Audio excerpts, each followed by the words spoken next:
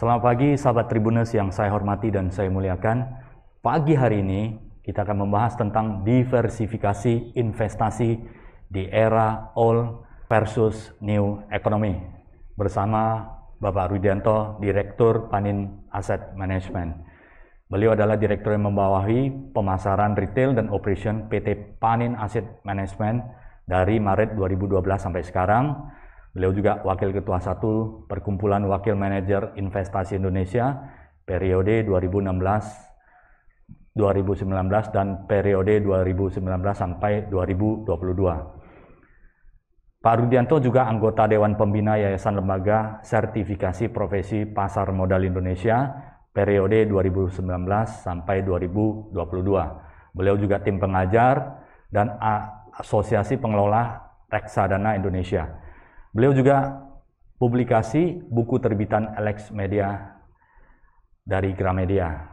Beberapa judul buku yang sangat laris dan menjadi bestseller adalah Sukses Financial dengan Reksadana, ada Fit, Fokus, dan Finish 2015, ada Reksadana untuk pemula, Reksadana untuk pemula kedua, dan Reksadana Pahami dan Nikmati. Saya sapa dulu narasumber yang luar biasa. Selamat pagi Pak Rudianto. Selamat pagi Pak Sinjat, senang sekali bisa ketemu dengan Bapak kembali dan teman-teman di Tribun Medan. Terima kasih Pak Rudianto. Semoga nanti pembicaraan ini tentang diversifikasi investasi di era old versus new economy akan bermanfaat bagi sahabat Tribuners dan profesional semuanya. Dan yang Pak Rudianto adalah seorang yang bukan hanya sebagai direktur dari Panin Asset Management saja ya, tetapi beliau sangat aktif melakukan research, penelitian, dan kemudian publikasi berbagai di surat kabar dan media di nasional ya, termasuk media-media yang sudah nasional tentang bisnis, ekonomi, dan tentunya reksadana. Dan hari ini beliau akan share tentang bagaimana investasi era old dengan new economy seperti apa. Untuk lebih jelasnya, mari kita melihat presentasi langsung dari Pak Rudianto, dan tentunya nanti setelah presentasi Pak Rudianto nanti kita akan berikan kesempatan kepada sahabat Tribuners semuanya bisa tanya jawab langsung ya kepada ahlinya, yaitu Pak Rudianto. Silakan Pak Rudianto, waktu dan tempat dipersilakan. Ya, terima kasih Pak Sinjat. Saya izin share screen ya Pak. Silakan Pak. Ya, jadi sesuai dengan judulnya, diversifikasi investasi di era old versus new economy. Old economy itu apa sih? New economy itu apa sih? Mungkin new economy itu lebih mengacu kepada yang sekarang lagi tren, digital, teknologi, ya. Rumah sakit itu old economy, tapi begitu jadi halodoc, itu jadi new economy, ya. Kemudian yang terkait sama e-commerce ya, jadi pergudangan, pengantaran itu juga jadi new economy. Jadi sekarang muncul suatu ekonomi baru yang seolah-olah mendisrupsi ekonomi yang lama. Nah, dan kebetulan kalau dalam konteks pasar modal kita bicara investasi saham atau reksadana, ada loh saham-saham yang masuk kategori new economy dan bisa dibeli oleh masyarakat. Nah, sekarang kan yang jadi pertanyaan, kalau saya jadi investor reksadana atau saya jadi investor saham, saya tuh belinya sebaiknya saham yang new economy atau old economy, atau reksadana investasinya di new atau old economy. Nah, di sini saya mau buat satu studi kasus yang menarik. Jadi new economy versus old economy ini saya tambahkan, maksudnya saya menggunakan contoh kasus digital bank. Ya, digital bank itu adalah bank yang mendapat izin dari OJK untuk menjalankan kegiatan usaha sebagai bank digital ya. Ada BRI Agro, kodenya Agro. Ada Bank Yuda Bakti ya. Bank Yuda Bakti sekarang jadi Neo Commerce Bank. Bank Kapital, BKSW ini QNB Kesawan ya. Dulu namanya Bank Kesawan dibeli sama QNB, tapi kodenya masih BKSW. BBHI ini Harda Indonesia, tapi sekarang namanya Alobank. Sama Arto ini yang paling happening. Kenapa? Karena Arto ini dia anak perusahaannya Gojek, ya, Bank Jago. Nah, di sebelah kanan kita tahu ada bank-bank yang udah mungkin sebelum kita lahir sudah ada, ya, dan masih besar sampai sekarang. BCA, BRI, Bank Mandiri, Bank BNI, BTN, sama Panin Bank. Nah, kalau misalnya saya punya dana atau reksadana punya uang, mana yang kira-kira lebih menarik gitu ya? Nah, kalau kita berbicara investasi kan kita bilang lihat fundamental. Fundamental itu apa ya? Salah satunya kita lihat kemampuan daripada perusahaan menciptakan laba bersih atau menghasilkan laba bersih. Nah, ini adalah laba bersih hingga kuartal 2 atau semester 1 2021. Ya, jadi kalau kita lihat nih BCA ini labanya 6 bulan loh ya, bukan setahun ya, sudah 14 triliun. Ya, BRI sudah 12 triliun, Bank Mandiri sudah 12 juga ya. Kalau yang setara mereka Telkom juga sekitaran 12 triliun. Kemudian Bank BNI 5 triliun, Bank BTN 920 miliar, Bank Panin 1,4 triliun. Nah, pada saat yang sama, bank-bank digital yang sekarang lagi happening, lagi hot itu, kalau kita lihat harga sahamnya, itu untungnya 26 miliar, bahkan 3 masih rugi. Yuda Bakti, Bank Kesawan, sama Bank Arto masih rugi. Kemudian BBHI sama Baca, ini masih untungnya segini. Nah, jadi kalau kita bilang kita lihat fundamental, ya kemungkinan orang akan menjatuhkan pilihan yang warna hijau ini. Kenapa? Karena perusahaannya sudah jelas, ya, sudah mencetak laba bersih juga. Sementara kan ini perusahaan-perusahaan baru yang katanya mau menggunakan sistem digital. Apakah sudah pasti terbukti? Kita belum tahu. Hanya waktu yang bisa membuktikan. Apakah nanti kalau terbukti, bisa nggak dia untung triliun-triliun seperti perusahaan-perusahaan yang sudah eksis? Itu juga satu pertanyaan. Nah, tapi harga sahamnya luar biasa, berbeda Bapak Ibu. Jadi kalau Anda beli saham Bank BCA dari awal tahun, sampai dengan 14 September ya. Jadi mungkin hari ini kan sudah tanggal 24, jadi mungkin sudah agak berubah. Tapi kalau Anda beli sampai 14 September itu Anda masih rugi 3%. Beli Bank BRI rugi 8%. Sekarang sudah agak berkurang sih. Setelah isu dia sudah naik harganya. Kemudian Bank Mandiri rugi 3, Bank BNI rugi 12, Bank BTN 17, Bank Panin rugi 25%. Jadi perusahaan-perusahaan yang sudah labanya triliun itu, ternyata kalau kita beli harga sahamnya, itu malah dari awal tahun rugi. Ya. Nah, pada saat yang sama ya perusahaan-perusahaan ini yang bank digital yang mungkin masih harus dibuktikan ya, apakah bisnis modelnya sukses atau tidak, apakah dia benar-benar bisa mencetak laba sampai seperti bank lama apa tidak, itu sudah kalau orang pasar modal bilangnya multi bagger ya. Ini Bank Agro kalau Anda beli uangnya naik 1 kali lipat 124%. Ada yang naik 400%, nah kalau Bank Kapital baru 16, ini naik 100, ini bahkan lebih gila, naik 1.600%. Nah, kalau yang paling happening ya, atau paling dikenal Bank Arto, kenapa? Karena Bank Arto itu kalau dengan harga saham sekarang, dia sudah lebih besar daripada Bank BNI. Padahal Bank BNI 6 bulan untung 5 triliun, dia rugi 46 M. Tapi kalau misalnya dijual semua sahamnya, dibeli dengan harga sekarang, dia lebih mahal daripada Bank BNI. Ya, jadi memang ada suatu tren baru ya. Nah, kalau kita sebagai investor saham, kan kita mau BCA untung 14 triliun, saya juga nggak dapat apa-apa, Pak. Kalau dibagi dividennya, saya cuma punya 0,0000 sekian persen. Nggak berasa juga. Kan saya punya uang diukurnya dari harga sahamnya naik atau turun. Nah, jadi ini memang menjadi suatu fenomena ya yang berlangsung mungkin sampai dengan Agustus September di 2021 ini. Di mana yang digital, yang bisnis modelnya belum sukses, harganya naik berlipat-lipat. Sementara yang bisnis modelnya sudah sukses, yang sudah untungnya triliunan, malah harganya turun. Nah, kalau kita lihat ya, ini adalah perbandingan antara IHSG yang warna biru, ini dari awal tahun naik 2,7%. LQ45 minus 7. Nah, bank-bank yang tradisional ini, sebagian besar tuh masuknya ke LQ45. Banyak reksadana itu juga mungkin investnya ke saham-saham, enggak semua sih, tapi sebagian ke LQ45. Makanya dari awal tahun tuh saham LQ45 itu atau reksadana saham banyak yang kalah sama IHSG. Ya, kenapa? Karena kenaikan IHSG ini lebih banyak ditopang oleh yang digital-digital ini. Sementara yang reksadana saham karena kita pertimbangan fundamental itu kita nggak masuk ke sana. Nah, sekarang yang jadi pertanyaan, apakah itu berarti saya mesti masuk, Pak? Jadi kalau beli saham jangan lihat fundamental, Pak. Lihat lagi hot apa tidak gitu kan. Nah, ini yang menurut saya, kami di Panin, kayaknya sekarang ada perubahan. Perubahannya apa? Pertama begini. Nah, kalau kita lihat nih ya, LQ45 dari awal tahun turun 7%. Ini laporan keuangannya kita rekap ya, LQ45 semuanya. Dari awal tahun, kalau kita bandingkan dengan 2020, omsetnya sudah tumbuh 8%. Jadi di masa pandemi ini bisnis memang susah. Kalau yang punya hotel, yang punya travel lebih susah lagi ya. Tapi kalau kita lihat ya perusahaan-perusahaan di LQ45 ini sudah bangkit. Ada yang omsetnya naik 10%, ada yang naik 30%, ada yang 10% dan seterusnya. Ya, tapi secara total naik 8%. Artinya perusahaan-perusahaan yang masuk LQ45 ini bisnisnya sudah mulai bangkit dari kenaikan omset. Nah, yang lebih luar biasa lagi ada kenaikan laba bersih.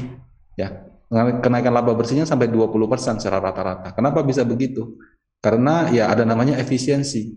Kalau sekarang kita misalnya tidak work from home, maksudnya tidak kerja dari kantor 100%, mungkin office-nya bisa dihemat, ya.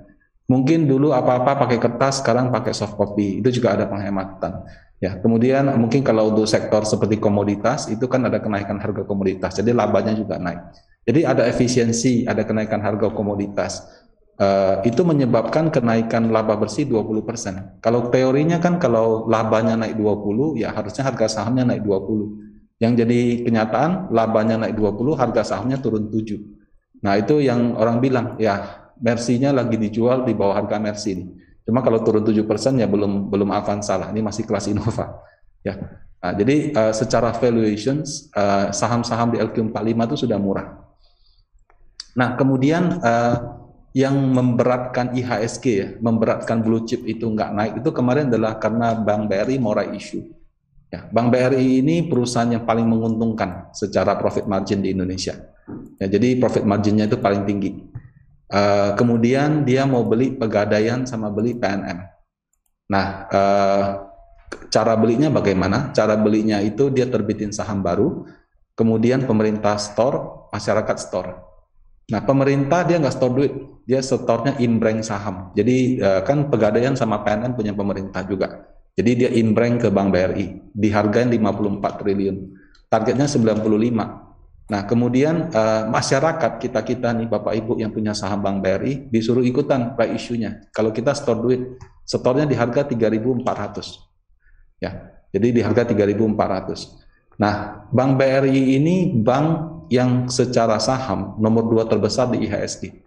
Jadi dia cuma di bawah BCA. Kalau IHSG-nya, kalau BRI yang turun 10%, ya IHSG-nya bisa turun mungkin setengah sampai 1%. Dan karena dia bank, dia juga narik saham-saham bank lain. Jadi karena ada right issue Bank BRI ini, itu saham Bank BRI nggak naik-naik.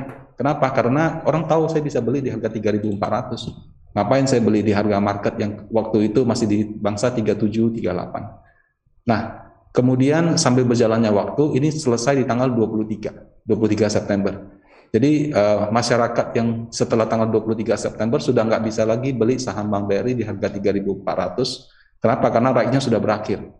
Nah, yang surprisingly menurut saya sangat sukses adalah dia kan mau 95 triliun, di mana pemerintah setor saham 54T, masyarakat setor uang tunai ya, itu sampai dengan 23 September ini sudah 34 triliun, totalnya 89. Jadi dibandingkan targetnya, ya itu sudah luar biasa. Kenapa? Karena buka lapak yang katanya terbesar sepanjang sejarah itu cuma 22 triliun. Sementara di BRI, right issue-nya berhasil menghimpun 34 triliun. Nanti kalau Gojek IPO juga mungkin di kisaran angka ini. Ya, jadi sebetulnya right issue Bank BRI ini sangat-sangat sukses. Dia juga membeli 2 perusahaan yang menurut saya juga sudah sangat menguntungkan ya, dan bisnis modelnya juga sudah sukses. Jadi view ke depannya Bank BRI ini akan bagus. Nah, kalau Bank BRI ini sudah tidak dipatok di 3.400, kelihatannya dia akan bisa rally ya. Dan kalau Bank BRI rally itu bisa naikin IHSG seperti itu, karena dia perusahaan terbesar kedua di IHSG. Nah, jadi karena laporan keuangan yang bagus, Bank BRI ini juga sukses. Kalau kita lihat di Jakarta sudah mulai mall-nya sudah mulai penuh sejak anak-anak sudah boleh masuk. Ya, kemudian restoran apa juga sudah oke. Kalau di jalanan saya sudah 1 minggu ini saya macet, pergi pulang macet gitu. Jadi aktivitas ekonomi itu sudah kembali mendekati normal. Mungkin Medan juga seperti itu. Nah, jadi kemungkinan akan terjadi sector rotation. Ya, sector rotation itu apa? Jadi kontan yang kemarin, ini kontan hari ini. Intinya sekarang orang sudah bilang, oh ekonomi sudah mulai pulih. Kalau sudah mulai pulih, berarti yang saham-saham yang tadinya orang pikir nggak bagus karena orang nggak bisa beraktivitas normal, sekarang kalau aktivitas mendekati normal harusnya dia akan bagus gitu. Nah, jadi sekarang mulai ada sektor rotation.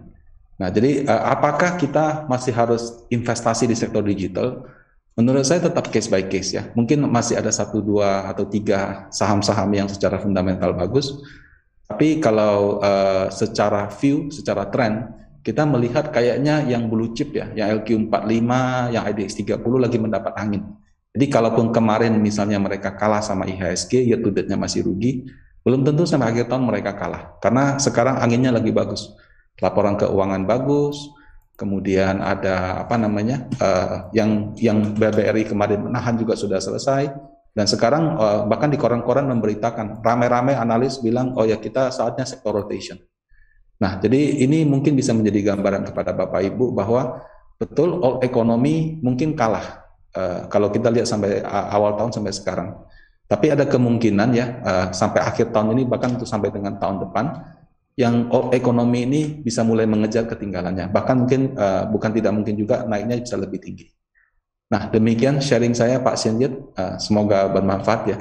Selanjutnya kita bisa masuk ke sesi tanya jawab. Terima kasih Pak Senjit. Terima kasih Pak Rudianto. Jadi sharing ini berdasarkan analisis ya dari Pak Rudianto. Ini akan terjadi sector rotation ya, yang dimana kalau pandemik ini kita tidak bisa gerak kemana-mana karena dibatasi oleh kebijakan, dan kemudian kita harus jaga kesehatan kita, sehingga saham-saham yang berbasis teknologi ini berkembang pesat. Bahkan di Q3 juga ya, saya melihat analisis presentasi Bapak itu saham teknologi naik sampai hampir 1000% untuk di tahun 2021 ini. Nah, jadi setelah melihat bahwa analisis kembali di mana LQ45, di mana saham-saham ini sebenarnya mencetak profit yang lumayan, tetapi masih belum mengalami peningkatan harga saham yang signifikan yang seharusnya ya. Jadi akan terjadi di rotasi di sektor rotasi dari teknologi mungkin, dan sektor non teknologi itu akan bergerak naik, diimbangi dengan tadi research dari Pak Rudianto tentang BRI ya, ini sangat menarik sekali, dan hari ini juga sudah naik, ini sudah detik ini juga sudah 3.800 Pak. Jadi optimisme market itu sudah meningkat tajam sekali. Nah, kalau dari segi kelebihan dan kekurangannya, ini kan pandemi ini Pak membuat kita semakin peduli ya terhadap teknologi, dan kemudian kita upgrade ya, walaupun teknologi ini adalah bisa dikatakan adalah sebuah harapan ya Pak ya, sebuah harapan bagi kita yang secara pembuktiannya masih perlu dibuktikan untuk keuntungannya. Kalau dari segi bank aja Pak ya, tadi Bapak publikasi menjelaskan bahwa sektor-sektor perbankan yang sudah mapan itu mencetak triliunan rupiah, itu juga naiknya bahkan ada yang minus ya, tidak setinggi saham bank teknologi. Jadi kedepannya Pak, komposisi yang paling bagus, tadi kan Bapak ada cerita lihat ya karakter daripada saham dan kemudian karakter perusahaan, fundamental dan sebagainya. Mungkin ada bagaimana sebaiknya ya kita memilih reksadana maupun investasinya Pak. Jadi carilah yang komposisi terbaik seperti apa. Misalnya apakah teknologi kita 50-50 dengan non teknologi, atau mungkin kita lihat perkembangannya seperti apa, market trendnya seperti apa. Karena kalau tax company ini Pak, giant tax ini kan semakin di worldwide itu semakin meningkat ya. Ada Alibaba, kemudian Amazon, dan semakin meningkat seperti itu. Jadi harapannya juga sangat besar terhadap tech company ini. Menurut analisis Bapak, sebenarnya komposisi terbaik itu berapa persen ya Pak? Dan kemudian apakah ada alat ukur nggak untuk tech company ini Pak? Ada yang mengatakan bahwa itu diukur dengan apa ya, TPV-nya Pak ya. Kalau untuk marketplace ada diukur dengan TPV-nya. Kalau enterprise value dibanding dengan TPV-nya masih rendah, boleh seperti itu. Untuk perbankan seperti apa Pak? Mungkin bisa berikan insight-nya sedikit Pak. Silakan Pak Rudi. Ya, baik. Terima kasih Pak Senjat untuk pertanyaannya. Jadi kalau kita berbicara bobot Pak, mungkin saya bukan bahas bobot sih Pak, saya lebih bahas mindset Pak. Mindset, ya ini Mindset, karena ketika kita membeli saham bank digital, kita sudah tahu itu saham belum mencetak laba. Bisnis modelnya akan sukses apa tidak, ya kita juga nggak tahu. Benar kan Pak ya? Kan kalau kemarin mengutip wawancara dengan Pak Jaja di Presiden Direkturnya Bank BCA, menurut beliau bank digital yang sukses itu paling 3 katanya. Sama juga kalau kita bicara seperti e-commerce ya, Bukalapak, Tokopedia, Shopee, Lazada, Blibli, mungkin in the end yang akan sukses cuma 1 atau 2, karena kan kalau kayak di China kan juga begitu. Ya paling banyak 3. Ya kenapa? Karena sistem daripada teknologi perusahaan teknologi itu adalah mereka jor-joran bakar uang, kemudian yang kecil-kecil dia telan gitu. Jadi kalau nggak dia beli, ya dia bikin dia sampai nggak bisa bersaing, nah akhirnya tutup. Nah, jadi ketika kita masuk ke saham-saham perusahaan seperti itu kita berspekulasi. Nah, ketika berspekulasi, maka mindsetnya harus tahu kapan kita saatnya berhenti, kapan tahunya kita harus cut loss. Jadi kalau sudah untung, kapan saatnya kita harus profit taking. Kenapa? Karena kenaikan harganya itu mungkin kadang-kadang hanya sesaat. Penurunan harganya gimana Pak? Itu bisa sky is the limit gitu. Jadi penurunan harganya ya bisa juga turunnya nggak tahu naiknya kapan lagi. Kenapa? Karena dia naiknya bukan karena fundamental, tapi lebih karena spekulasi.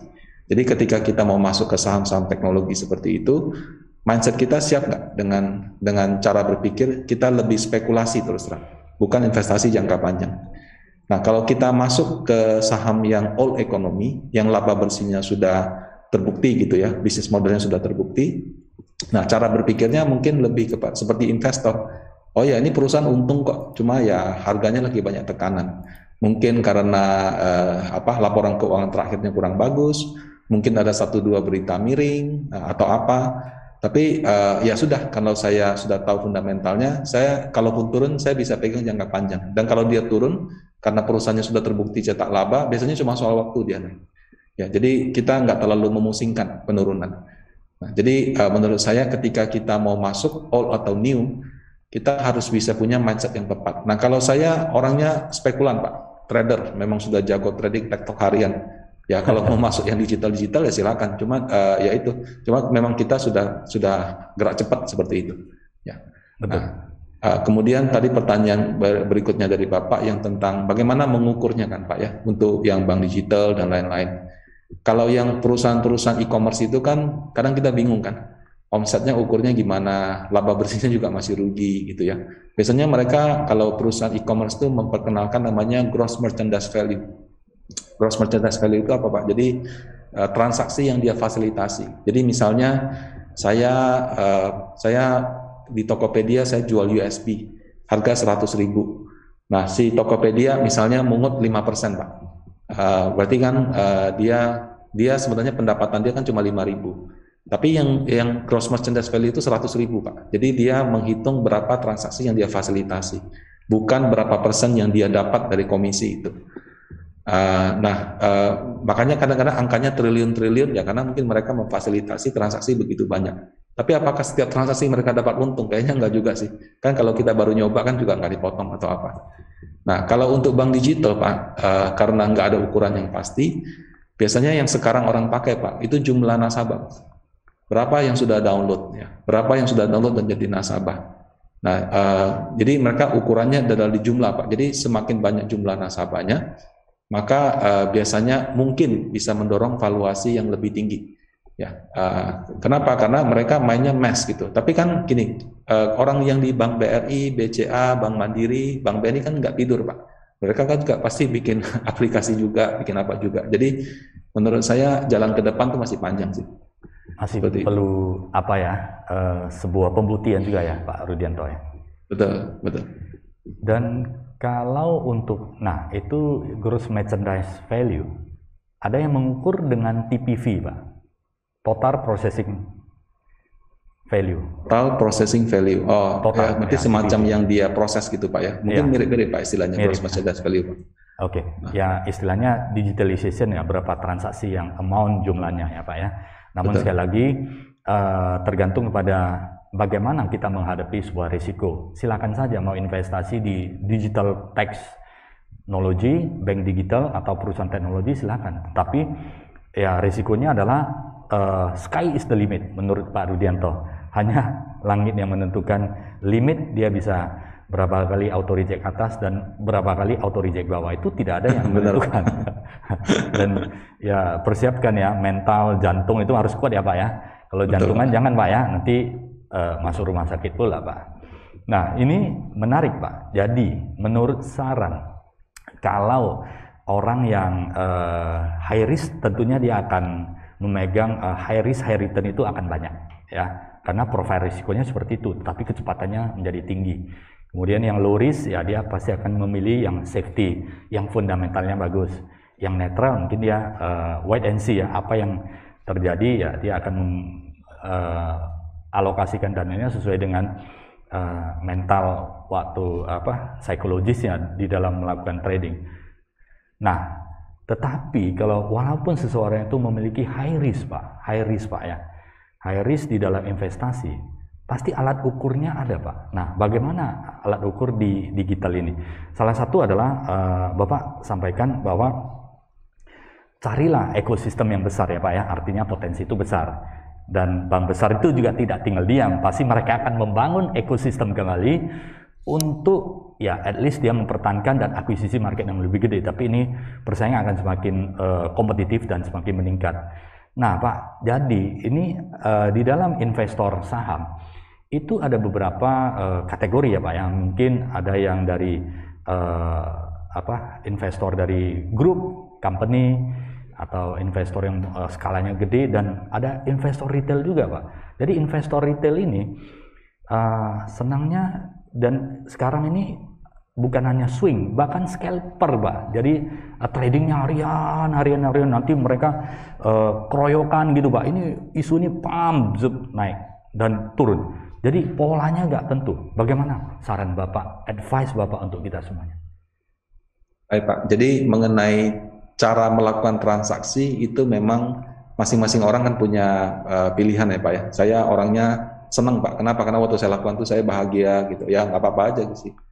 Mungkin begini, apapun cara kita bertransaksi, apakah kita seorang investor, apa kita seorang trader atau spekulator, scalper ya, sudah mainnya sudah bukan hari lagi tapi jam gitu ya. Kita mungkin di 3 bulan, 6 bulan kita bisa evaluasi. Berapa sih keuntungan kita atau kerugian kita? Dibandingkan saya buy and hold di IHSG atau di reksadana saham, lebih baik enggak? Kalau memang lebih baik dan kita juga sangat senang dalam melakukannya, wah silakan aja. Tapi kalau ternyata misalkan setelah 3 bulan, 6 bulan, wah kalau kemarin saya duduk diam beli aja, toh sekarang hasilnya juga lebih baik. Ini saya masih nyangkut di mana-mana gitu. Nah mungkin setelah itu kita bisa melakukan evaluasi kembali. Mungkin bisa tetap kita pertahankan kita punya style, tapi cara analisis kita harus dipertajam. Atau kita sudah melakukan pertajam di sana sini ternyata masih tidak berhasil. Oh ya sudah, mungkin kita ya udah Pak nggak usah terlalu ngoyo lagi, tapi kita mungkin mainnya lebih yang long term aja seperti itu. Jadi menurut saya evaluasi itu adalah ketika sudah 3, 6 bulan atau bahkan 1 tahun, gampang aja saya keluarkan uang berapa, dapat uang sekarang berapa di market value-nya, dibandingkan kalau saya beli IHSG saya hold sampai akhir tahun. Nah ternyata hold lebih bagus, berarti cara kita mungkin tidak ideal. Tapi kalau ternyata cara kita jauh lebih tinggi, ya mungkin itu bisa terus Bapak Ibu kembangkan lagi. Itu kan kembali ke pilihan masing-masing. Seperti itu. Dan waktu juga ya Pak ya. Betul. Waktu, kemampuan dan sebagainya. Dan ya, energi, emosi yang kita keluarkan, kan kadang-kadang cut loss itu nggak suka Pak. Kadang-kadang kalau kita trading kan mungkin emosinya juga terbawa. Gara-gara kita cut loss, jadi marah-marah terus. Nah itu kan juga tidak sehat juga ya. Hal seperti itu kan kita masih pertimbangkan juga. Betul Pak. Jadi ada fenomena, Jadi ada fenomena Pak. Sekarang itu beberapa bahkan sekuritas itu membuat kontes untuk para scalper ini supaya bisa berkompetisi, dan mungkin itu angka-angkanya sometimes itu mereka bisa membuat sampai angka yang luar biasa sekali sehingga memicu orang sudah memikirkan mungkin ya ke arah ke sana. Bagaimana tanggapan Bapak? Eh, Sekali lagi Pak, trading itu butuh skill Pak, dan ya kalau jangka pendek kadang-kadang hoki juga ngaruh Pak. Nah, Oke. karena kalau jangka pendek pas kita beli dijual di waktu yang tepat, kita mungkin ini apa namanya bisa aja untung cukup besar gitu kan. Nah, tapi kalau kita ngomong jangka panjang Pak, faktor luck itu sudah kecil peranannya, karena balik lagi ke skill Pak. Nah, Benar-benar. jadi karena ya mungkin kita bisa cuan besar satu dua bulan pertama pas kita beli harganya turun terus digoreng ke atas. Tapi setelah itu kita nambah duit, begitu uangnya jadi besar, kok malah cut loss gitu. Nah, Iya. itu kan sering kejadian. Jadi menurut saya ya tadi itu dievaluasi. Kita bandingkan saja jumlah uang yang kita keluarkan sama nanti hasilnya berapa. Kalau Betul. memang konsisten baik ya, konsisten itu artinya nggak cuma 3 bulan bagus ya, tahun ini bagus, oh tahun depan bagus, 3 tahun lagi juga bagus. Berarti itu memang mungkin Anda punya jalan di situ. Tapi kalau misalkan ternyata cuma bagus-bagus di awal, lebih banyak rugi di akhir gitu kan, mungkin kita mesti mempertimbangkan strategi investasi yang lebih konservatif. Jadi buy and hold atau mungkin kita bisa beli reksadana, biar reksadana aja yang urus. Nah itu juga jadi suatu evaluasi. Jadi tidak berarti itu jelek Pak. Cuma mungkin orang harus bisa membedakan uh, keuntungan itu sesaat atau bisa konsisten apa enggak, seperti itu. Iya. Nah, ini menarik Pak. Jadi sahabat Tribuners, jikalau ingin safety dan kemudian ingin mempelajari investasi, silakan juga ya, bukan hanya beli saham tapi reksadana, biarlah profesional yang kendalikan ya. Seperti ada reksadana Panin ya Pak ya. Pak Rudianto bisa ceritakan sedikit tentang reksadana Panin dan arah investasi yang seperti apa sehingga bisa memberikan sebuah gambaran kepada sahabat Tribuners. Mungkin ada investor yang ingin investasi di reksadana Panin. Silakan Pak Rudianto. Ya baik Pak. Jadi reksadana itu secara umum itu ada 4 macam. Ada reksadana pasar uang yang kita tempatkan di deposito. Ada reksadana pendapatan tetap yang kita tempatkan di obligasi. Ada reksadana saham yang kita tempatkan di saham, kemudian ada reksadana campuran yang campur-campur Pak. Jadi ada sahamnya, ada obligasinya, sama ada depositonya. Nah kemudian ada lagi satu jenis namanya reksadana terproteksi. Nah kalau terproteksi ini agak beda Pak. Dia beli obligasi sama kayak pendapatan tetap, cuma dia pegang sampai jatuh tempo. Jadi nasabahnya nggak bisa cairkan. Cuma cara kerjanya kurang lebih seperti deposito. Jadi kalau misalnya perusahaannya tidak gagal bayar, orang akan terima kupon setiap 3 bulan ditambah dengan pokoknya waktu jatuh tempo. Biasanya imbal hasilnya bisa di atas deposito. Nah itu 5 jenis lah Pak. Jadi 4 yang umum plus 1 yang khusus. Nah dalam berinvestasi reksadana kita menyarankan kepada nasabah untuk melakukan aset alokasi.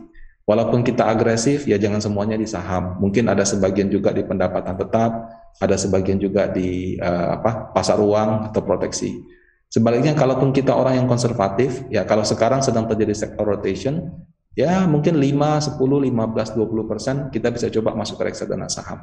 Jadi dengan membagi aset kita dalam beberapa jenis, kita itu bisa mendapatkan, kalau kita bilang diversifikasi, kalau saya bilang kenyamanan sih. Jadi mungkin pada saat saham lagi jelek, oh saya punya reksadana yang lain masih untung. Pada saat sahamnya lagi untung, lagi naik tinggi, oh saya ada bagian dari portfolio saya yang naik.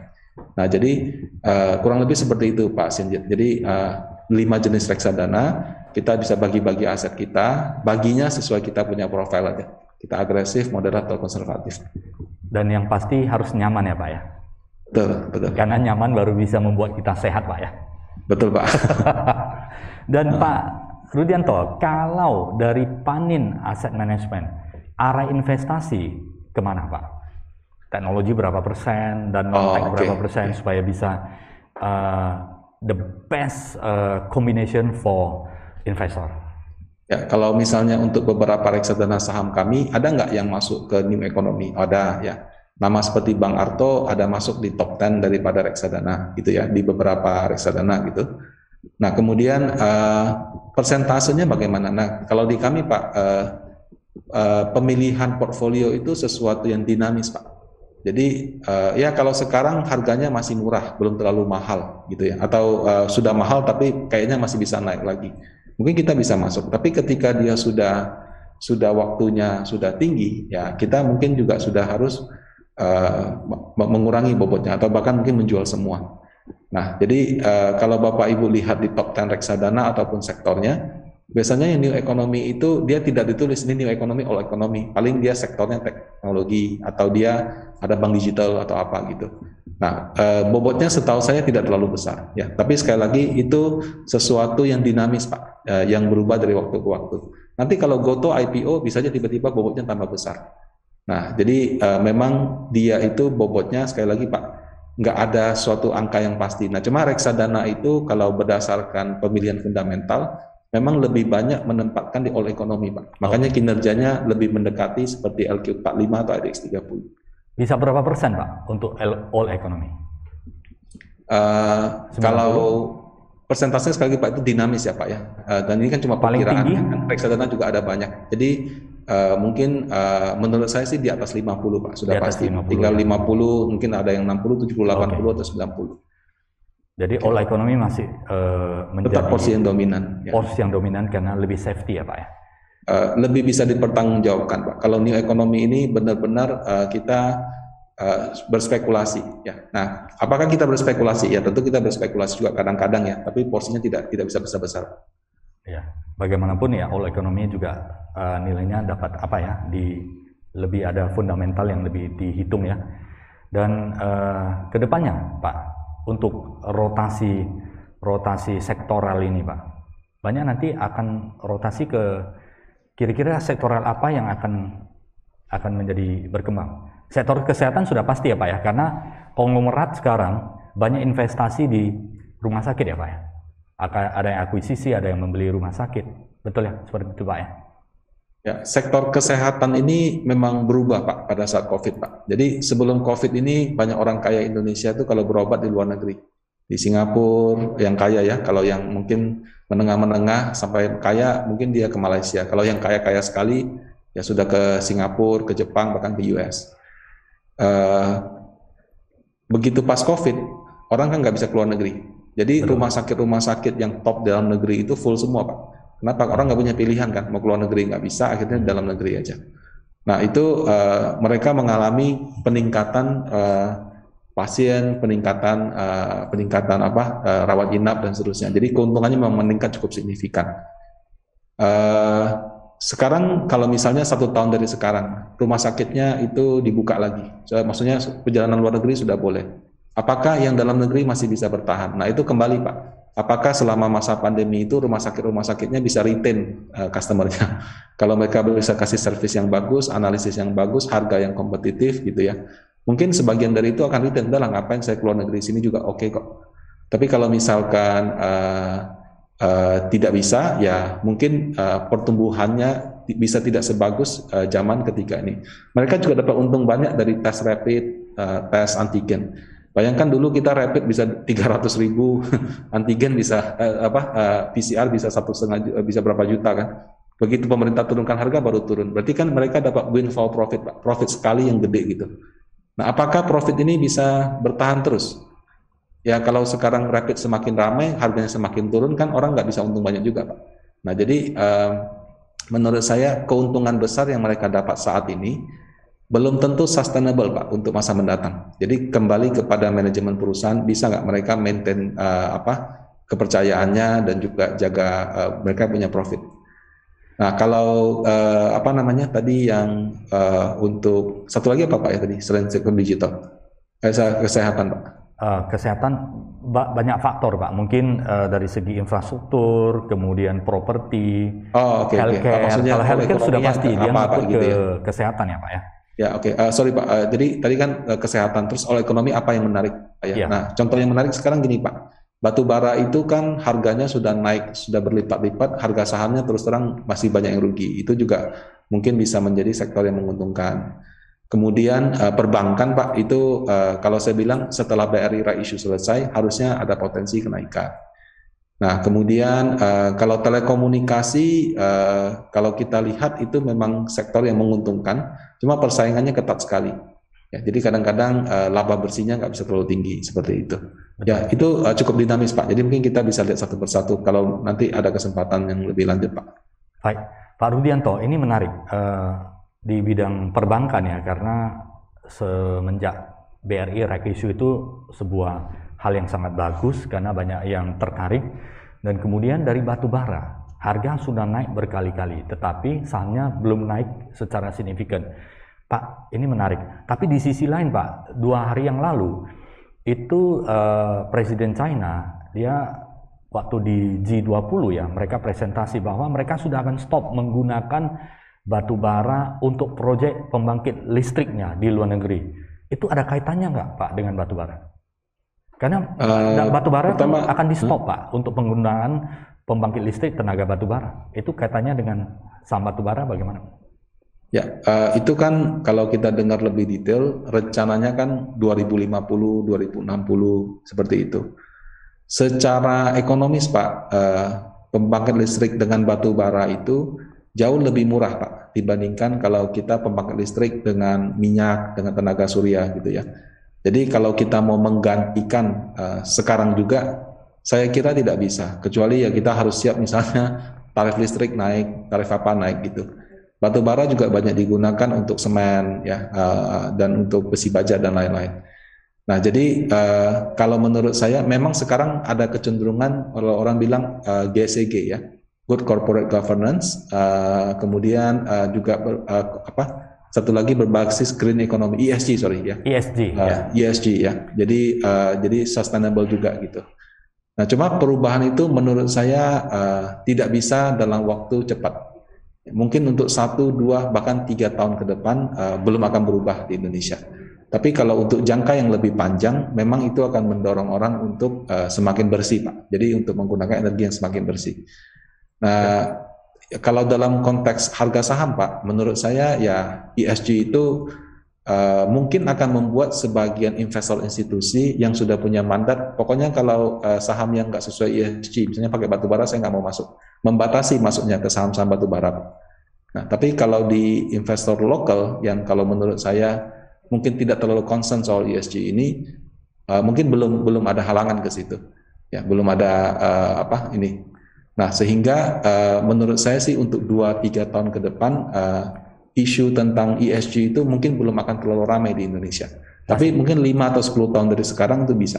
Ya, sehingga banyak perusahaan batubara saya lihat juga mulai berbenah gitu ya. Jadi mungkin mereka sudah mengembangkan energi bersih dan lain-lain. Masih butuh waktu untuk perbaikan ya, Pak ya? Ya, betul. Nah, sektor batubara sudah, kemudian sektor finansial ya sudah pasti ya Pak ya, karena ekonomi akan bergeliat lagi kuat untuk mendukung perputaran ekonomi after new normal ini ya, setelah kita bisa PPKM level yang lebih rendah dan kemudian beraktivitas. Dan Jakarta Bapak sudah mulai macet ya, Medan juga demikian Pak, more or less sama. Jadi artinya ya pemerintah berhasil menurunkan COVID-19 ini dan tingkat kesembuhan juga semakin tinggi, ekonomi juga pelan mulai bergerak naik.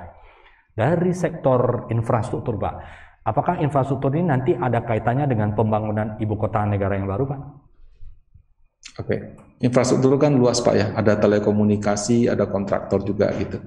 Nah kalau kontraktor Pak, terus terang ini Pak, karena pembangunan infrastruktur oleh Pak Jokowi sangat gencar, sementara pendanaannya tidak begitu cukup, mereka berhutang cukup banyak ya, hutang ke bank, hutang ke luar, bahkan sekarang dibentuk SWF Pak, yang kemarin Sovereign Wealth Fund itu. Jadi memang hutangnya mereka sudah sangat-sangat tinggi. Karena hutangnya sudah sangat tinggi Pak, ya ibaratnya kalau punya hutang 90 triliun, bunga 10% aja sudah 900 miliar setahun.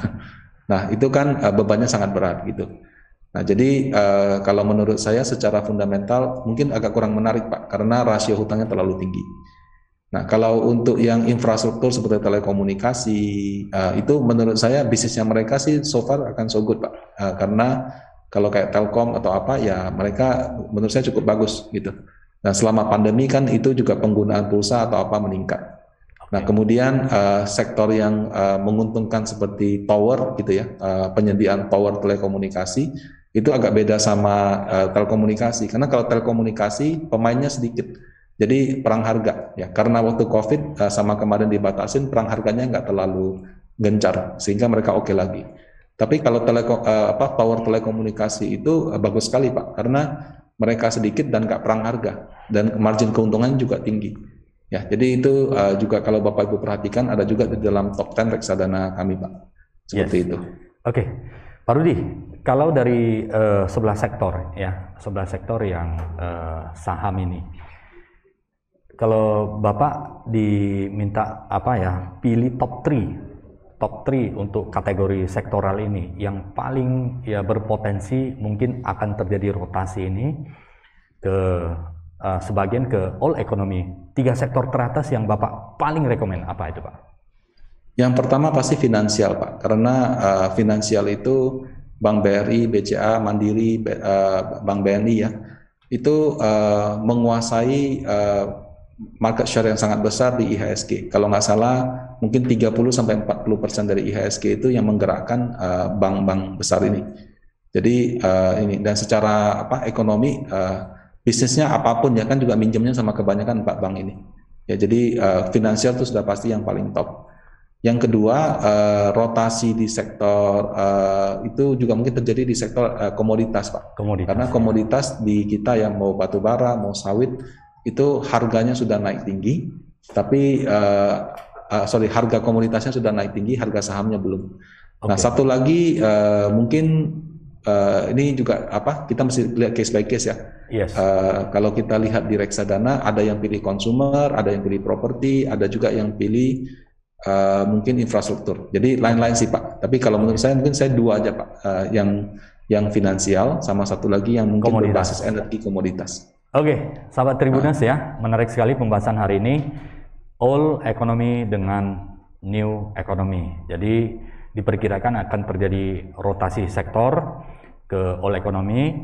Ya, 2 pilihan utama adalah yang paling diminati dan ada potensi itu adalah financial dan komoditas ya. Siap-siap ya sahabat Tribuners ya untuk dapat melihat sektor ini. Terima kasih Pak Rudianto. Sebelum kita tutup, ada tips untuk sahabat Tribuners. Pak Rudianto, silakan. Ya, jadi kalau kita berinvestasi di saham, mindset itu sangat penting. Kita sedang spekulasi atau kita sedang investasi. Kalau kita sedang investasi, ya long term sedikit nggak apa-apa. Kalau kita sedang spekulasi, ya kita harus siap dengan profit taking dan cut loss. Kemudian kalau misalkan untuk yang lebih konservatif atau mungkin kita nggak punya waktu, boleh juga memilih reksadana ya. Reksadana juga tidak harus saham kok, bisa juga reksadana yang isinya obligasi, reksadana isinya deposito, atau reksadana yang seperti terproteksi tadi itu. Kita hold sampai jatuh tempo, punya fitur seperti bagi hasil setiap 3 bulan. Nah, jadi dengan melakukan diversifikasi yang baik, mudah-mudahan kekayaan Bapak Ibu dapat semakin terus berkembang. Seperti itu, Pak. Bapak Ibu bisa juga menghubungi ya Panin Asset Management ya di www.paninassetmanagement ya. Di sana Bapak Ibu bisa mempelajari berbagai reksadana dan informasi yang lengkap di sananya. Yang ingin investasi silakan ya. Cari kantor Panin Asset Management yang paling dekat di Medan juga ada, semua sangat lengkap. Terima kasih Pak Rudianto atas sharing waktunya dan informasinya dan researchnya yang selalu up to date. Semoga bermanfaat bagi kita semuanya. Sehat dan sukses selalu untuk kita semuanya. Sehat juga dan sukses selalu untuk Pak Rudianto beserta seluruh tim Panin Asset Management dan semakin maju dan berkembang. Terima kasih Pak Rudi. Thank you. Terima kasih Pak Senjat. Ya. Terima kasih.